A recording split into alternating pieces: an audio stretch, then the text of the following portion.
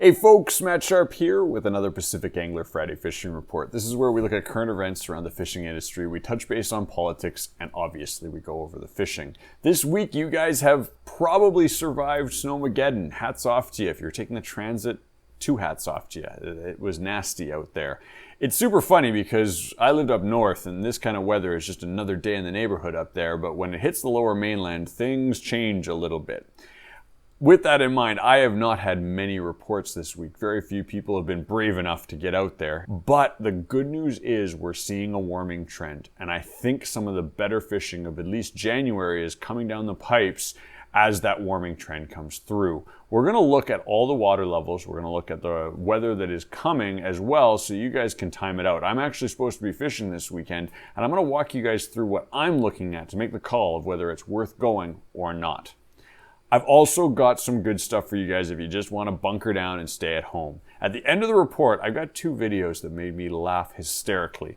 They are not by us, they're from other content creators and are in no way associated with Pacific Angler, but if you guys are bored, hanging out, wait till the end of the report, check out those videos. I'm going to show those to you. They are worth a laugh as they poke fun at the fishing industry.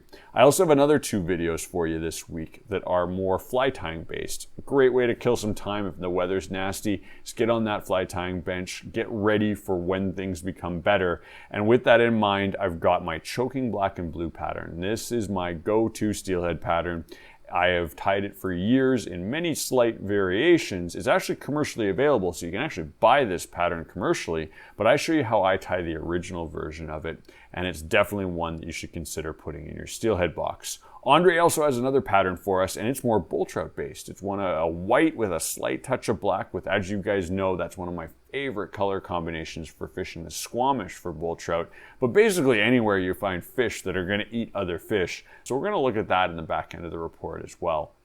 So guys, as always, you want to see more fishing reports like this, please consider hitting the like button, hit that subscribe button, and let's get into the video.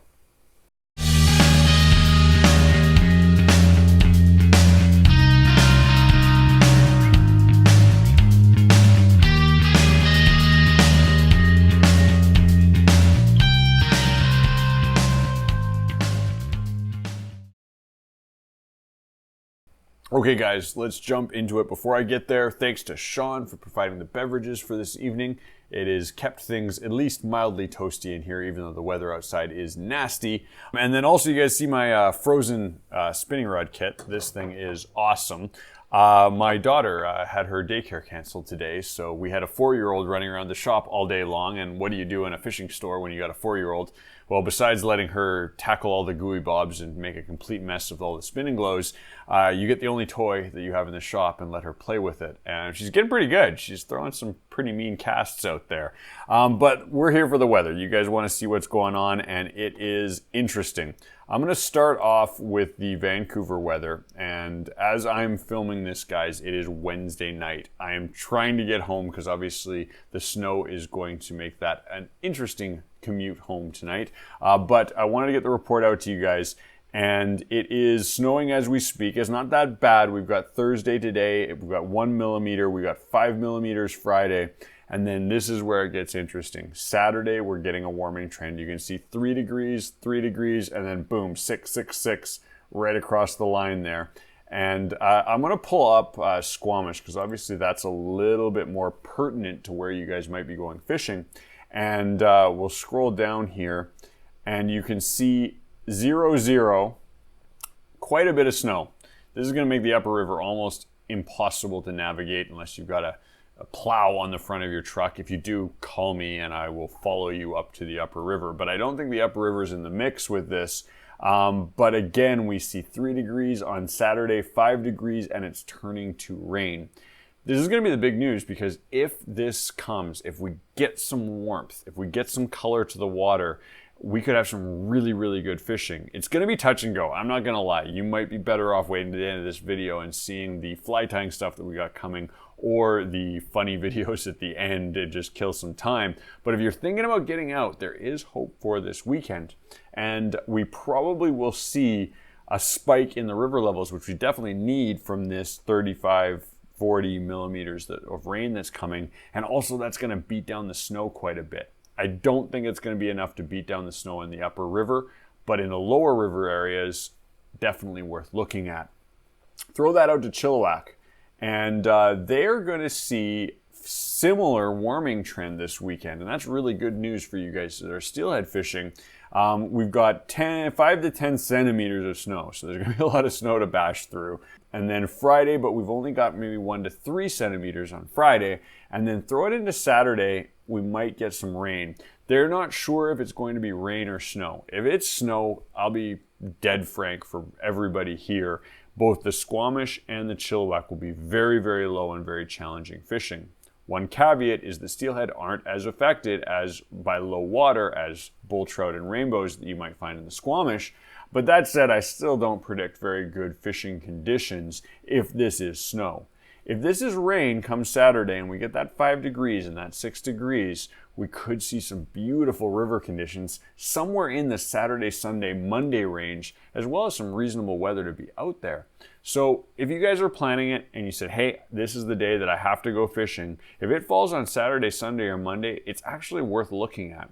I'd probably like to lean to Sunday and Monday and just watch those river levels. If they spike up, great, but if they go way up, obviously that's a problem with all that snow melting. That's what I'm going to be watching because I'm supposed to be out this weekend. I'm going to head up the Squamish with some guys, and I'm going to be watching the river levels really, really carefully on Friday, and more importantly, I'm going to be looking at the temperature. So if you guys look down in the links in the description, there is a thing to our snow levels. And that's what I'm going to be watching really closely. If I see a relatively high snow level, meaning that there's a fair amount of rain, I think we could have some really good conditions. If that snow level is low, and the Squamish is getting rain, but it's only, a few hundred meters above sea level is getting snow, I expect very low river levels. So let's look at those river levels right now just to sort of give us a gauge. And here is the Squamish, and I think that's Squamish. Yeah, you can see we got a little bit of a spike up to 2.2, but quite frankly, that's nothing on the gauge, and that could have been hydro. It looks actually very clearly like a hydro bump of them opening that upper river hydro station, and now it is painfully low. We're at 1.8, 1.7, and though no one's going fishing in this right now, if you were out there, it would be gin clear and very, very challenging. I want to see this push up just a little bit Friday, maybe with slightly warmer temperatures, and I'd love to see it push into like 2.5, 2.8 come Saturday. It may not come, but it's probably going to come through the next 3 days. So Saturday, Sunday, Monday, as you guys are watching this report, somewhere in there, I expect a bump in these water levels and probably really, really good fishing. So keep your eye on it. It's definitely worth looking at, definitely worth considering going fishing this weekend. Well, that's the weather, guys. So it's interesting.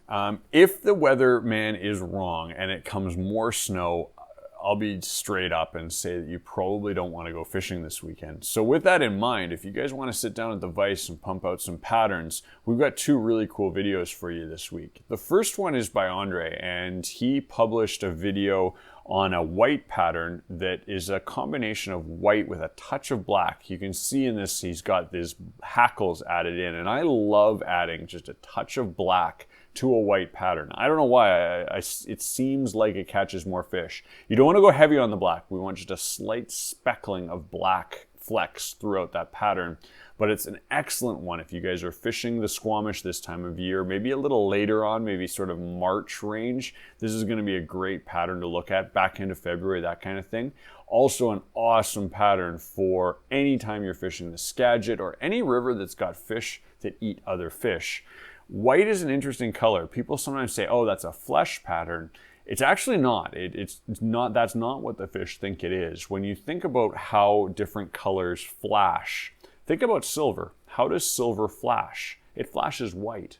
So I really firmly believe that any of the white patterns, I have a choking black and blue, I call it the choking lightning, which is the exact same style pattern that you're going to see in the next video, but tied in white. And I swear that it is flashing white, but it looks silver to the fish. And obviously that's another fish running away with the silver sides. So put these patterns in your box, definitely useful ones to have. The other video is my choking black and blue pattern. This is a pattern that is now commercially available. We actually had it farmed out, and you can buy this pattern. It might be at other shops as well. But in this video, I teach you guys how I tied the original.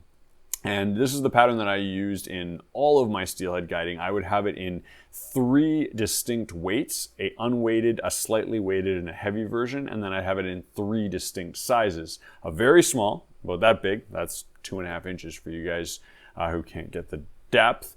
Also one that's sort of 3.5 inches, and then a jumbo version in maybe sort of a 5-inch length for really dirty water.